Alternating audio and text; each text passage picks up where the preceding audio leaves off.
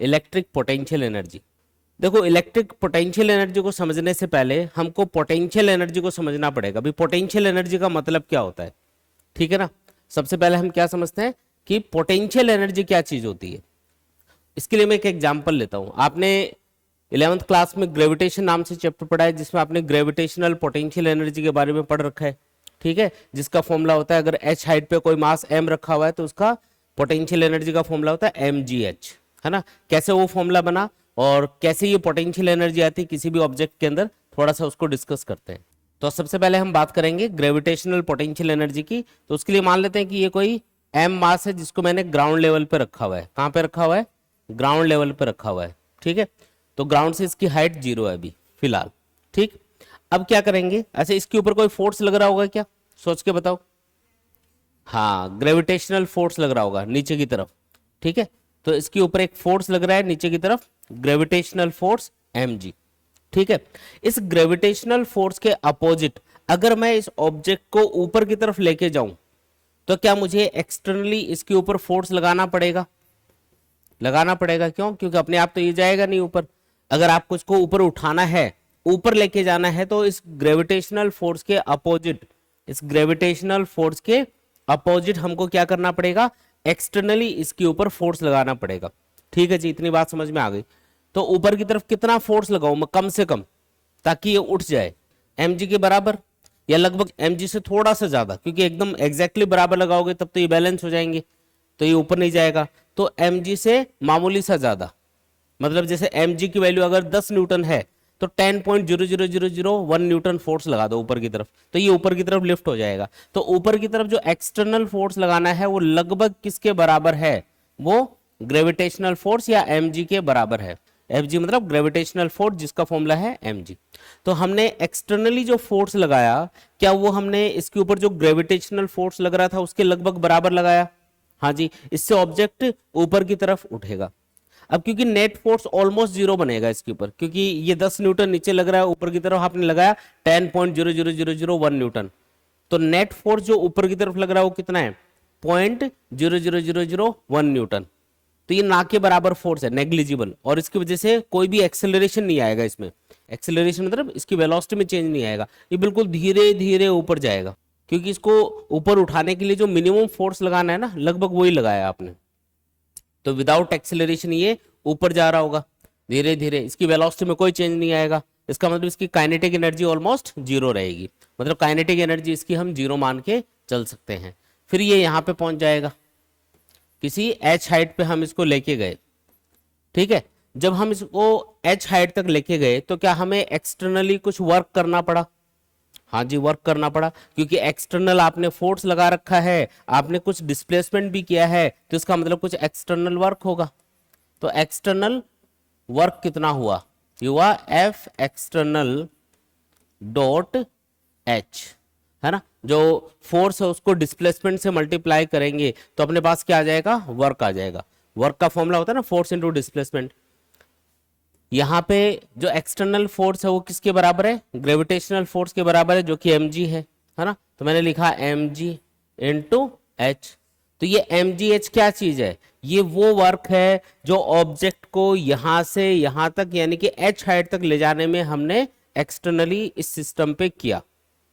और जो भी एक्सटर्नल वर्क किया जाता है सिस्टम के ऊपर, अगर वो उसकी काइनेटिक एनर्जी को चेंज नहीं कर रहा है, सिस्टम की काइनेटिक एनर्जी को या उसमें जो पार्टिकल्स उनकी काइनेटिक एनर्जी को चेंज नहीं कर रहा है, तो वो पूरा का पूरा वर्क उस सिस्टम के अंदर पोटेंशियल एनर्जी की फॉर्म में स्टोर हो जाता है। जैसे आपने देखा होगा ना, एक स्प्रिंग होती है, उसको आप कंप्रेस करते हो तो उसके अंदर, उसके लिए जो भी आपने वर्क किया होगा वो उसके अंदर, स्प्रिंग के अंदर, स्प्रिंग पोटेंशियल एनर्जी की फॉर्म में स्टोर हो जाएगा। जैसे हाथ हटाओगे तो वो स्प्रिंग ऐसे खुल जाएगा अचानक से, मतलब उसके अंदर क्या आ जाएगी? काइनेटिक एनर्जी आ जाएगी। अगर उससे कुछ आपने मास अटैच कर रखा तो वो भी ऐसे दूर भाग जाएगा। तो ओवरऑल ये चीज समझ में आई कि अगर किसी भी सिस्टम पे एक्सटर्नली कुछ वर्क किया जा रहा है और अगर उसकी जो सिस्टम है उसकी अगर काइनेटिक एनर्जी चेंज नहीं हो रही है, तो वो पूरा का पूरा वर्क किस में स्टोर हो जाएगा? सिस्टम के अंदर पोटेंशियल एनर्जी की फॉर्म में स्टोर हो जाएगा, ठीक है। तो अच्छा एक चीज और नोटिस करो, यहाँ पे पहले ऑब्जेक्ट यहाँ पे था, अब यहाँ पे चला गया, क्या इसकी पोजीशन चेंज हो गई? पोजीशन चेंज हो गई क्या इसकी? हाँ जी, पोजीशन चेंज हो गई। और पोजीशन चेंज करने में हमने जो एक्सटर्नल वर्क किया है वो इसके अंदर किसकी फॉर्म में स्टोर होगा, पोटेंशियल एनर्जी की फॉर्म में स्टोर होगा। तो एक सिंपल सा कॉन्सेप्ट याद रखो इसमें कि अगर कोई भी सिस्टम है और आप उस पर एक्सटर्नली कुछ वर्क कर रहे हो, ठीक है, और उसकी काइनेटिक एनर्जी में कोई चेंज नहीं आ रहा है, तो वो सारा का सारा वर्क उसके अंदर पोटेंशियल एनर्जी की फॉर्म में स्टोर हो जाएगा। तो अगर आपको कभी भी किसी भी सिस्टम की पोटेंशियल एनर्जी कैलकुलेट करनी है तो क्या कैलकुलेट करोगे, वो वर्क कैलकुलेट करोगे जो आपने उसके ऊपर किया होगा, क्योंकि ये जो वर्क कर रहे हो ना एक्सटर्नली, यही सिस्टम की पोटेंशियल एनर्जी को इंक्रीज कर रहा है, या यही पोटेंशियल एनर्जी की फॉर्म में स्टोर हो रहा है। ऐसा क्यों बोला मैंने कि पोटेंशियल एनर्जी को इंक्रीज कर रहा है, क्योंकि देखो अगर यहाँ पे मैं पोटेंशियल एनर्जी U1 मान लूं, तो अब आपने यहां से यहां तक ले जाने में जो वर्क किया वो इसी के अंदर स्टोर हो गया, तो अब जो पोटेंशियल एनर्जी है वो पहले से ज्यादा होगी, और कितनी ज्यादा होगी, जितना आपने एक्सटर्नली इसके ऊपर वर्क किया होगा, यानी कि U2 माइनस U1 यानी कि change in potential energy of the system या ऑब्जेक्ट बराबर होगी उस वर्क के जो एक्सटर्नली सिस्टम पे किया जा रहा है। ये बात समझ में आई क्या? पोटेंशियल एनर्जी का ये बेसिक कॉन्सेप्ट है जो आपके हर जगह काम आएगा कि किसी भी सिस्टम पे जो एक्सटर्नल वर्क किया जाता है उससे सिस्टम की पोटेंशियल एनर्जी चेंज होती है, और चेंज इन पोटेंशियल एनर्जी हमेशा किसके बराबर होता है, एक्सटर्नल वर्क डन के बराबर होता है। यहाँ पे ये मान के चल रहे हैं हम लोग कि सिस्टम ऑलमोस्ट जीरो वेलोसिटी से मूव कर रहा है या उसकी काइनेटिक एनर्जी जीरो है। अगर उसमें कोई मूवमेंट आ रहा है ना तो वो ऑलमोस्ट जीरो वेलोसिटी से मूव कर रहा है, मतलब उसकी काइनेटिक एनर्जी ऑलमोस्ट जीरो है, उसमें चेंज नहीं आ रहा। तो ये इसकी बेसिक डेफिनेशन हो गई एक तरह से। किसी भी ऑब्जेक्ट की पोजीशन की वजह से उसमें जो स्टोर्ड एनर्जी होती है उसी को हम क्या बोलते हैं, उसकी पोटेंशियल एनर्जी बोलते हैं। पोजीशन की वजह से ही तो स्टोर हुई ना इसके अंदर, भाई पहले पोजीशन ऑब्जेक्ट की यहाँ पे थी, फिर बाद में ये यहाँ पे चला गया, तो इसके लिए हमें वर्क करना पड़ा, और जो वर्क करना पड़ा वो सिस्टम के अंदर पोटेंशियल एनर्जी की फॉर्म में स्टोर हो गया। तो क्या चीज समझ में आई कि किसी भी सिस्टम पे अगर या किसी भी ऑब्जेक्ट की अगर पोजीशन चेंज कर रहे हो तो पोजीशन चेंज करने में हमें एक्सटर्नली जो भी वर्क करना पड़ेगा उस ऑब्जेक्ट के अंदर पोटेंशियल एनर्जी की फॉर्म में स्टोर हो जाएगा। ठीक है, तो ये एक बेसिक कॉन्सेप्ट है जो पोटेंशियल एनर्जी को कैलकुलेट करने के लिए हर जगह यूज किया जाता है, चाहे वो ग्रेविटेशनल पोटेंशियल एनर्जी हो, चाहे वो इलेक्ट्रोस्टैटिक पोटेंशियल एनर्जी हो जो अभी हम कैलकुलेट करेंगे, चाहे वो स्प्रिंग पोटेंशियल एनर्जी हो, कोई भी टाइप की पोटेंशियल एनर्जी हो, हर जगह ये कॉन्सेप्ट लगाना है। ठीक है, और डेफिनेशन क्या बनाओगे पोटेंशियल एनर्जी की, किसी भी ऑब्जेक्ट की पोजीशन की वजह से उसमें स्टोर्ड एनर्जी को हम क्या बोलते हैं, पोटेंशियल एनर्जी, और किसी भी ऑब्जेक्ट के मोशन की वजह से उसमें जो स्टोर्ड एनर्जी होती है उसको क्या बोलते हैं, उसको काइनेटिक एनर्जी बोलते हैं, है ना, हाफ mv²। ठीक है जी, तो इतनी बात हमको क्लियर है। अच्छा एक चीज और देख लेते हैं यहाँ पे। सपोज करो जो इनिशियल पोजीशन है, मान लो वहां पे शुरुआत में ऑब्जेक्ट की पोटेंशियल एनर्जी जीरो है, ये मैंने एज्यूम कर लिया कि यहाँ पे जीरो है, भाई यहाँ पे पोटेंशियल एनर्जी कितनी है, जीरो, तो यहां से यहां तक ले जाने में जो भी वर्क करेंगे वो किसके बराबर होगा, इस फॉर्मूले के according U2 minus zero equal to W, यानी कि U2 इक्वल टू W। इसका मतलब ये है कि अगर आप किसी भी ऑब्जेक्ट को जीरो पोटेंशियल एनर्जी वाली पोजीशन से किसी भी दूसरी पोजीशन तक लेके जाते हो तो आपको जो वर्क करना पड़ता है वो उस दूसरी पोजीशन पे ऑब्जेक्ट की पोटेंशियल एनर्जी के बराबर होगा। जैसे अगर मुझे यहाँ पे ऑब्जेक्ट की पोटेंशियल एनर्जी फाइंड करनी है तो मैं एक रेफरेंस पॉइंट ऐसा चूज कर लूंगा जहां पे शुरुआत में इसके पास कोई एनर्जी नहीं थी, शुरुआत में पोटेंशियल एनर्जी कितनी थी, जीरो। अर्थ के केस में या ग्रेविटेशनल फोर्स के केस में हम अर्थ की सरफेस पे ग्रेविटेशनल पोटेंशियल एनर्जी को जीरो मानते हैं, जैसे यहाँ पे जीरो मान लिया, तो इससे हाइट h के ऊपर पोटेंशियल एनर्जी कितनी, तो जो वर्क करना पड़ेगा वो था mgh, तो यहाँ पे पोटेंशियल एनर्जी कितनी हो जाएगी, इस वर्क के बराबर, यानी कि mgh के बराबर। आई बात समझ में? ठीक है, एकदम सिंपल सा कॉन्सेप्ट है। अब ये जो सेम चीज है ये हम इलेक्ट्रोस्टैटिक्स में अप्लाई करेंगे। किस में अप्लाई करेंगे, इलेक्ट्रोस्टैटिक्स में अप्लाई करेंगे। ठीक है, सेम कॉन्सेप्ट सेम चीज आपको अप्लाई करनी है इलेक्ट्रोस्टैटिक्स में, थोड़ी चीजें बदल जाएंगी, बाकी कॉन्सेप्ट सेम रहेगा। जैसे यहाँ पे जो मास है उसके ऊपर कौन सा फोर्स लग रहा है, ग्रेविटेशनल फोर्स, उसकी जगह इलेक्ट्रिक फोर्स आ जाएगा। अभी हमने ग्रेविटेशनल पोटेंशियल एनर्जी कैलकुलेट करी है, उसकी जगह इलेक्ट्रोस्टैटिक पोटेंशियल एनर्जी आ जाएगी। ठीक है, मास की जगह चार्ज आ जाएगा, बस इतना ही फर्क आएगा। एक एग्जांपल ले लो, मान लो कि ये कोई चार्ज है और ये चारों तरफ इलेक्ट्रिक फील्ड प्रोड्यूस कर रहा है। क्या कर रहा है, ये चारों तरफ इलेक्ट्रिक फील्ड प्रोड्यूस कर रहा है। पॉजिटिव चार्ज का इलेक्ट्रिक फील्ड किधर होता है, आउटवर्ड होता है, बाहर की तरफ, है ना। अब सपोज करो ये कोई पॉइंट है ना, पी पॉइंट मान लो। यहाँ पे मैंने कोई स्मॉल क्यू चार्ज रखा, ये कोई कैपिटल क्यू चार्ज है जो इलेक्ट्रिक फील्ड प्रोड्यूस कर रहा है। इस इलेक्ट्रिक फील्ड के अंदर ये चार्ज रखा हुआ है, तो इसके ऊपर क्या लगेगा, एक इलेक्ट्रोस्टैटिक फोर्स लगेगा।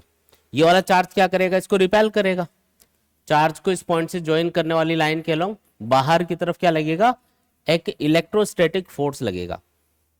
बात समझ में आई क्या? अब एक चीज सोचो, अगर मैं इस चार्ज को, ये जो फर्स्ट पोजीशन है यहां से, इसको मैं ए बोल देता हूं, इस पॉइंट को, है ना, पी की बजाय इसको हम ए नाम दे देते हैं। मान लो कि ए पॉइंट पे रखा हुआ था, तो इसके ऊपर ये इलेक्ट्रोस्टैटिक फोर्स लग रहा है। अगर मैं इस चार्ज को यहां से यहां तक शिफ्ट करना चाहूं तो मुझे इधर फोर्स लगाना पड़ेगा, क्योंकि ये वाला चार्ज तो क्या कर रहा है, उसको रिपेल कर रहा है, इसको तो पास लाना है हमको। तो पास लाने के लिए क्या करना पड़ेगा, इसके ऊपर इधर एक्सटर्नली फोर्स लगाना पड़ेगा। बात समझ में आई क्या? अच्छा, एक चीज और नोटिस करो कि ये जो एक्सटर्नल फोर्स होता है ये हमेशा इसके ऑलमोस्ट बराबर होता है। जैसे यहाँ पे भी आपने ये देखा ना कि नीचे जो फोर्स लग रहा था mg, उसके लगभग बराबर ही हमने ऊपर की तरफ फोर्स लगाया, तो ये लगभग बराबर है, बस अपोजिट डायरेक्शन में है, और इनका मैग्नीट्यूड क्या है, ऑलमोस्ट इक्वल है। तो मैं माइनस एफ जी, यानी कि ग्रेविटेशनल फोर्स और एक्सटर्नल फोर्स मैग्नीट्यूड में तो ऑलमोस्ट बराबर है, लेकिन डायरेक्शन अपोजिट है। ऐसे यहाँ पे एक्सटर्नल फोर्स जो आप अप्लाई कर रहे हो और जो इलेक्ट्रोस्टैटिक फोर्स है, क्या ये एक दूसरे के अपोजिट है? हाँ जी, अपोजिट है। क्या ये ऑलमोस्ट एक दूसरे के बराबर है? हाँ जी, एक दूसरे के ऑलमोस्ट इक्वल ही है ये, इसलिए वाला रिलेशन हम लिख सकते हैं। ठीक है, तो मुझे इधर फोर्स लगाना पड़ेगा। अब मान लो मैं इसको थोड़ा सा डिस्प्लेस करता हूं किसी dr डिस्टेंस से, तो मुझे कितना वर्क करना पड़ेगा, dw, जो कि होगा f एक्सटर्नल डॉट dr। ये डॉट प्रोडक्ट करना है आपको, क्योंकि फोर्स वेक्टर क्वांटिटी है, डिस्प्लेसमेंट भी वेक्टर क्वांटिटी है, लेकिन इनका डॉट प्रोडक्ट करेंगे तो आपको वर्क मिलेगा जो कि एक स्केलर क्वांटिटी होती है। तो याद रखना है कि जब भी वर्क कैलकुलेट करते हैं ना, तो फोर्स और डिस्प्लेसमेंट दो वेक्टर क्वांटिटीज का डॉट प्रोडक्ट किया जाता है, और वर्क एक स्केलर क्वांटिटी होती है, तो ये चीज याद रखेंगे। ठीक है, तो वर्क इक्वल टू आ गया अपने पास एफ एक्सटर्नल डॉट dr। ये तो वो स्मॉल वर्क है जो छोटा सा डिस्प्लेसमेंट हमने करने में किया। मुझे ए से बी तक, ए और बी पॉइंट काफी दूर दूर हो सकते हैं, तो ए से बी तक अगर इसको लेके जाना है चार्ज को, तो टोटल कितना वर्क करना पड़ेगा। तो ऐसे छोटे छोटे डिस्प्लेसमेंट करते जाएंगे और ए से बी तक पहुंच जाएंगे, तो कितना वर्क करना पड़ेगा टोटल। तो ऐसे छोटे छोटे कितने डिस्प्लेसमेंट करोगे आप, इनफाइनाइट। भाई ए से बी तक ये दूरी काफी ज्यादा हो सकती है, तो छोटा सा दिखा रखा है डिस्टेंस, लेकिन ये दूर भी तो हो सकते हैं। तो ए से बी तक पहुंचना है, तो ऐसे छोटा छोटा डिस्प्लेसमेंट करते जाओ, ये वर्क कैलकुलेट करते जाओ, dw dw dw, और सबको फिर क्या कर लो, ऐड कर लो। इसी मेथड को हम क्या बोलते हैं, इंटीग्रेशन भी बोलते हैं। छोटे छोटे पार्ट्स में अगर कोई चीज है तो उसको ऐड करने को हम क्या बोलते हैं, इंटीग्रेशन। तो टोटल वर्क अगर करना है कैलकुलेट ए से बी तक चार्ज को ले जाने में, तो हमें क्या करना पड़ेगा, इंटीग्रेशन करना पड़ेगा। लिमिट क्या रहेगी, ए टू बी, क्योंकि ए से बी तक आपको लेके जाना है। इसको कहां से कहां तक लेके जाना है बोलो, ए से बी तक। तो आपको ए से बी की लिमिट लगा के इंटीग्रेशन करना है, ताकि हमको ये पता चल जाए कि ए से बी तक ले जाने में किया गया वर्क है ये। तो ये जो वर्क आएगा, ये डेफिनेशन के अकॉर्डिंग या कॉन्सेप्ट के अकॉर्डिंग किसके बराबर आएगा, चार्ज की पोटेंशियल एनर्जी में चेंज के बराबर आएगा। क्योंकि जब ये ए पॉइंट पे रखा था चार्ज, तो इसकी कुछ पोटेंशियल एनर्जी थी यहाँ पे यू ए। जब ये बी पॉइंट पे है, तो यहाँ पे भी इसकी कुछ पोटेंशियल एनर्जी है यू बी। आया समझ में? और जब आप इसको ए से बी तक आप लेके जा रहे हो, तो इसकी पोटेंशियल एनर्जी में चेंज आ रहा है। क्यों? क्योंकि आप इस पे एक्सटर्नल वर्क कर रहे हो। तो आप ये लिख सकते हो ना कि change in potential energy U B minus U A बराबर होगा किसके, डब्ल्यू ए बी के। देखो कॉन्सेप्ट वही है, चेंज इन पोटेंशियल एनर्जी हमेशा एक्सटर्नल वर्क डन के बराबर होगी। ये चीज याद रहेगी, सिंपल सी चीज है। अब अगर मैं बोलूं कि बताओ कि बी पॉइंट पे चार्ज की पोटेंशियल एनर्जी कितनी है, जैसे ए से बी तक चार्ज को लेके आ रहे हो, तो आपको जो वर्क करना पड़ा वो आपने इस फॉर्मूले से सपोज करो कैलकुलेट कर लिया। ये तो वर्क कैलकुलेट करने का फॉर्मूला है। अब वो वर्क किसके बराबर आया, यू बी माइनस यू ए, यानी चेंज इन पोटेंशियल एनर्जी के बराबर आया। लेकिन आपको क्या पूछा जा रहा है, चेंज नहीं पूछ रहा मैं आपको पूछ रहा हूँ ये बताओ कि यहाँ पे पोटेंशियल एनर्जी कितनी है किसी एक पॉइंट पे। तो जब भी किसी एक पॉइंट पे पोटेंशियल एनर्जी बतानी होती है, तो हमें एक रेफरेंस पॉइंट लेना पड़ेगा। जैसे यहाँ पे लिया था ग्राउंड पे, और वहां पे पोटेंशियल एनर्जी क्या मानी थी, 0 मानी थी। उसी तरीके से अब क्या करना है, अगर बी पॉइंट पे पोटेंशियल एनर्जी आपको कैलकुलेट करनी है, तो जो एक रेफरेंस पॉइंट है, मतलब इनिशियल पॉइंट जहां से हम लेके आएंगे, वो ऐसा चूज करना पड़ेगा जहां पे हम पोटेंशियल एनर्जी को क्या मान सके, जीरो। तो वो पॉइंट होता है इनफाइनाइट। इलेक्ट्रोस्टैटिक्स में उस पॉइंट को हम कहां पे लेंगे, चार्ज से इनफाइनाइट दूरी पे। ऐसा क्यों भाई, क्योंकि इस चार्ज से जब आप इनफाइनाइट दूरी पे चले जाओगे तो वहां पे इलेक्ट्रिक फील्ड क्या हो जाएगा, जीरो। क्योंकि जितना आप दूर जाओगे चार्ज से इलेक्ट्रिक फील्ड कम होता जाएगा, और इनफाइनाइट पे चले जाओगे तो इलेक्ट्रिक फील्ड कम होता होता कितना हो गया, जीरो हो गया। अब जहां पे इलेक्ट्रिक फील्ड ही नहीं है, वहां पे अगर आप चार्ज को मूव भी करोगे तो क्या हमें कोई वर्क करना पड़ेगा, नहीं, क्योंकि उस पर कोई फोर्स ही नहीं लग रहा होगा। इलेक्ट्रिक फील्ड ही तो लगाता है फोर्स।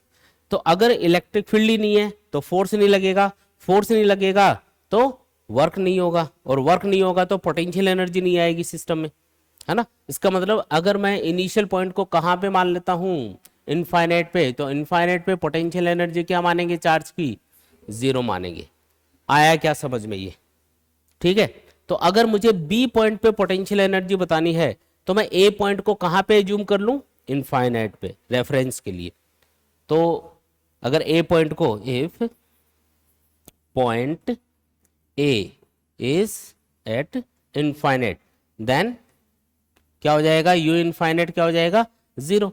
तो यहां पे मैं फॉर्मूला लिख रहा हूं इसका, U B minus U infinite, क्योंकि ये इनफाइनाइट पे चला गया, डब्ल्यू ए पॉइंट इनफाइनाइट पे हमने एज्यूम किया है तो डब्ल्यू इनफाइनाइट बी लिख दिया, और यू इनफाइनाइट जीरो है, इसलिए यू बी इक्वल्स टू क्या आ गया अपने पास में, डब्ल्यू इनफाइनाइट बी। इस डब्ल्यू इनफाइनाइट बी का मतलब क्या है, इनफाइनाइट से बी पॉइंट तक चार्ज को लाने में किया गया वर्क। तो अगर मुझे बी पॉइंट पे चार्ज की पोटेंशियल एनर्जी बतानी है तो मैं क्या करूंगा, इनफाइनाइट से, कहां से, इनफाइनाइट से इस बी पॉइंट तक क्यू चार्ज को लाने में किया गया वर्क कैलकुलेट करूंगा, और इस चार्ज को लाने में इनफाइनाइट से यहां तक जो भी हमको वर्क करना पड़ेगा वो किसके बराबर होगा, इस पॉइंट पे चार्ज की पोटेंशियल एनर्जी के बराबर होगा। तो एक चीज याद रखो कि जब भी आप इलेक्ट्रिक फील्ड में चार्ज को मूव करोगे तो आपको जो वर्क करना पड़ेगा वो हमेशा चेंज इन पोटेंशियल एनर्जी के बराबर होगा। फाइनल पॉइंट पे चार्ज की potential energy minus initial point पे चार्ज की पोटेंशियल एनर्जी। और अगर आप चार्ज को इनफाइनाइट से लेके आओगे इलेक्ट्रिक फील्ड के अंदर किसी पॉइंट पे, तो आपको जो वर्क करना पड़ेगा वो उस पॉइंट पे जहां पे आप लेके आ रहे हो चार्ज को, उस पॉइंट पे चार्ज की पोटेंशियल एनर्जी के बराबर माना जाएगा। आया समझ में, ठीक है। तो ये दोनों चीजें आपको याद रखनी है, ये दोनों फॉर्मूले काफी इंपॉर्टेंट हैं, ठीक है ना। अब पोटेंशियल एनर्जी तो अपन को समझ में आ गई। अब हम बात करेंगे इलेक्ट्रोस्टैटिक पोटेंशियल के बारे में कि ये क्या चीज होती है, ठीक है। पोटेंशियल एनर्जी का कॉन्सेप्ट अपन को समझ में आ चुका है। अब हम किसकी बात करेंगे, इलेक्ट्रोस्टैटिक पोटेंशियल की बात करेंगे। देखो, जब आप किसी भी चार्ज को इलेक्ट्रिक फील्ड में मूव करते हो तो ये तो आपको पता ही है कि उसके लिए हमें वर्क करना पड़ेगा। अभी हमने फॉर्मूले देखे, जैसे किसी भी चार्ज को, मान लो यहाँ पे कुछ इलेक्ट्रिक फील्ड है, ये इलेक्ट्रिक फील्ड हम एज्यूम कर रहे हैं। इस इलेक्ट्रिक फील्ड के अंदर एक चार्ज को ए पॉइंट से बी पॉइंट तक आप मूव कर रहे हो, इधर से इधर लेके जा रहे हो, कोई क्यू चार्ज है उसको, इसके लिए वर्क करना पड़ा डब्ल्यू ए बी।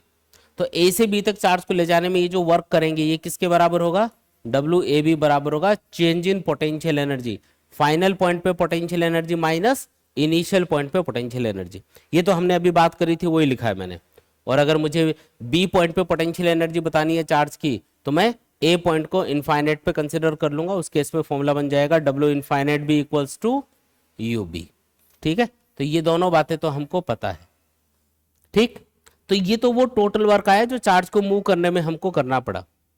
लेकिन अगर मैं बोलूं कि 1 कूलम चार्ज को ए से बी पॉइंट तक ले जाने में जो वर्क करना पड़ेगा वो किसको रिप्रेजेंट करेगा, या ऐसा बोलें कि अगर 1 कूलम चार्ज को अगर मैं यहां से यहां तक लेके जाता तो इसके लिए हमें कितना वर्क करना पड़ता, तो टोटल वर्क को हम 4 से डिवाइड कर देंगे भाई। जैसे मान लो ये चार्ज है 5 कूलम, और ये जो 5 कूलम चार्ज है इसको मैं यहां से यहां तक लेके जा रहा हूं, तो मुझे वर्क करना पड़ा डब्ल्यू ए बी। ये तो टोटल वर्क आया ना।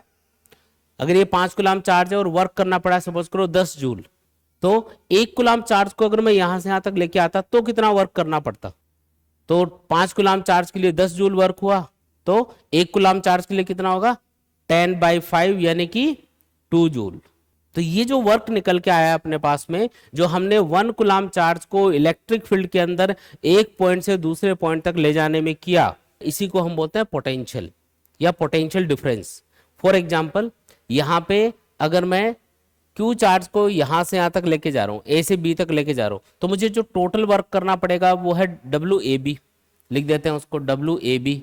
और अगर मैं इस वर्क को डिवाइड कर देता हूं इस चार्ज से, तो मुझे क्या मिल जाएगा, 1 कूलाम चार्ज के लिए किया गया वर्क। तो ये किसके बराबर होगा, ये बराबर होगा इन दोनों पॉइंट्स के बीच में पोटेंशियल डिफरेंस के, यानी कि फाइनल पॉइंट का पोटेंशियल माइनस इनिशियल पॉइंट का पोटेंशियल। जैसे यहां पे क्या लिखा हुआ है formula, W A B equal to U B minus U ए।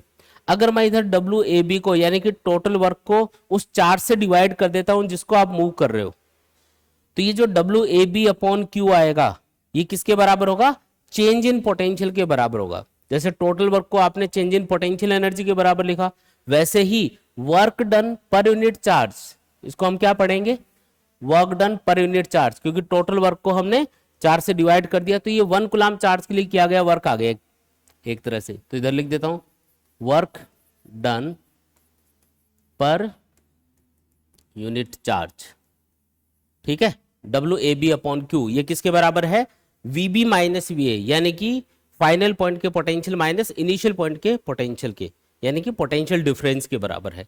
ये वाला जो फॉर्मूला है ये इस चैप्टर का सबसे इंपॉर्टेंट फॉर्मूला है, जो लगभग हर टॉपिक में आपके काम आएगा, ठीक है।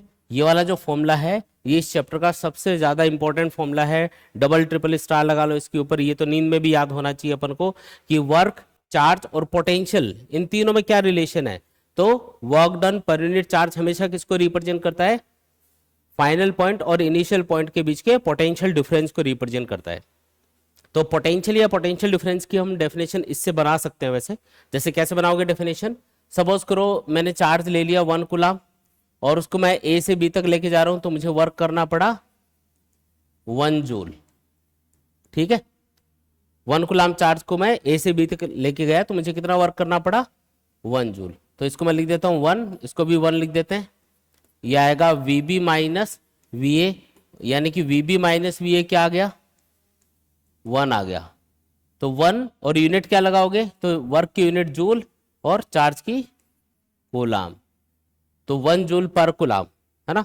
तो ये जो अपने पास में वैल्यू निकल के आई, इससे हम एक डेफिनेशन बनाते हैं। हम बोलते हैं कि जब हम 1 कूलाम चार्ज को इलेक्ट्रिक फील्ड के अंदर किसी एक पॉइंट से दूसरे पॉइंट तक लेके जाएंगे और अगर हमें उसके लिए 1 जूल वर्क करना पड़ा, कितना वर्क करना पड़ा, 1 जूल, इसका मतलब उन दोनों पॉइंट्स के बीच में पोटेंशियल डिफरेंस कितना है, 1 जूल पर कूलाम के बराबर है। या फिर इसी को हम 1 वोल्ट भी बोल सकते हैं, क्योंकि ये जूल पर कूलाम को ही हम वोल्ट में भी लिख सकते हैं, मतलब ये वोल्ट के बराबर ही होता है। जूल पर कूलाम में आप लिख दो पोटेंशियल डिफरेंस को या पोटेंशियल को, या फिर वोल्ट में लिख दो, एक ही बात है।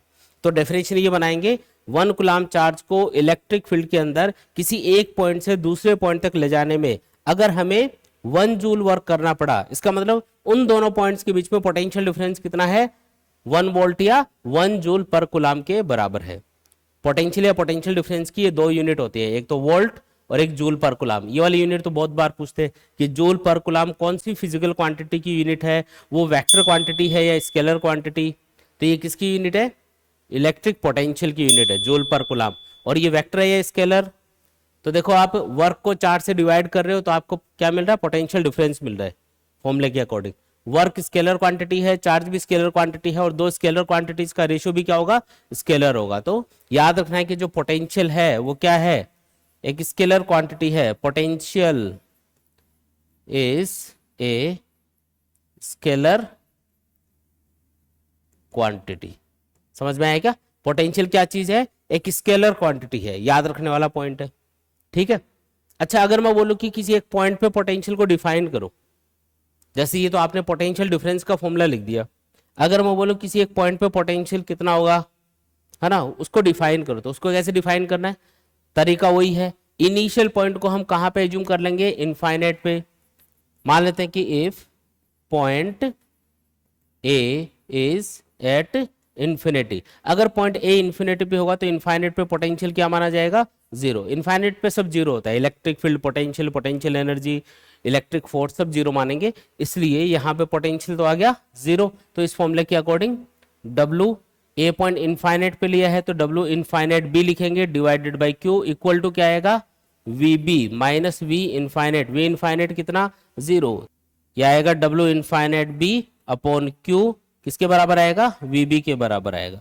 तो इसका मतलब बी पॉइंट पे जो पोटेंशियल है वो किसके बराबर होगा, इनफाइनाइट से बी पॉइंट तक चार्ज को लाने में किए गए वर्क डिवाइडेड बाई चार्ज के, है ना।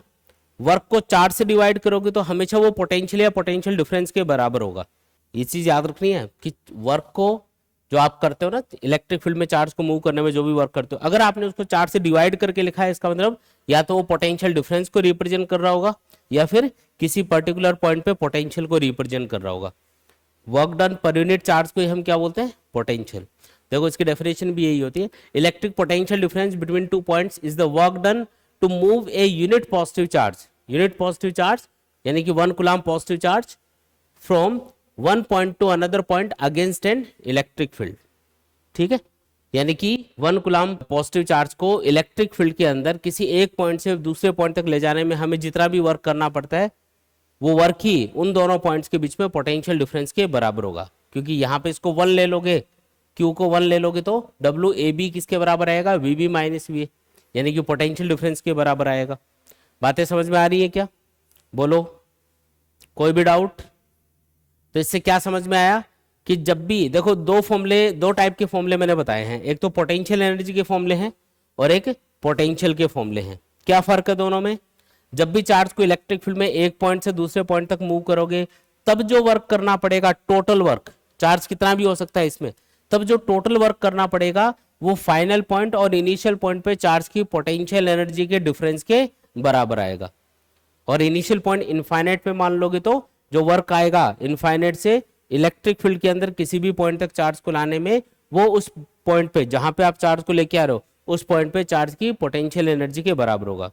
लेकिन अगर आप टोटल वर्क को 4 से डिवाइड कर देते हो जिसको लेके आ रहे हो तो उसको पढ़ा जाएगा वर्क डन पर यूनिट चार्ज, क्योंकि आपने टोटल वर्क को टोटल चार्ज से डिवाइड कर दिया तो उससे 1 कूलम चार्ज के लिए किया गया वर्क आ गया अपने पास में। और वो जो 1 कूलम चार्ज के लिए किया गया वर्क है यानी कि वर्क डन पर यूनिट चार्ज है वो हमेशा किसके बराबर होगा, पोटेंशियल डिफरेंस के बराबर होगा। मतलब यहाँ पे डब्ल्यू ए बी को जैसे क्यू से डिवाइड करोगे तो यू की जगह क्या आ जाएगा, वी आ जाएगा इन दोनों फॉर्मुलों में, W infinite B upon Q V B, है ना, देखो ये रहा, और W A B upon Q equal to V B minus V A, ऐसा बन जाएगा ये। बोलो आया क्या समझ में।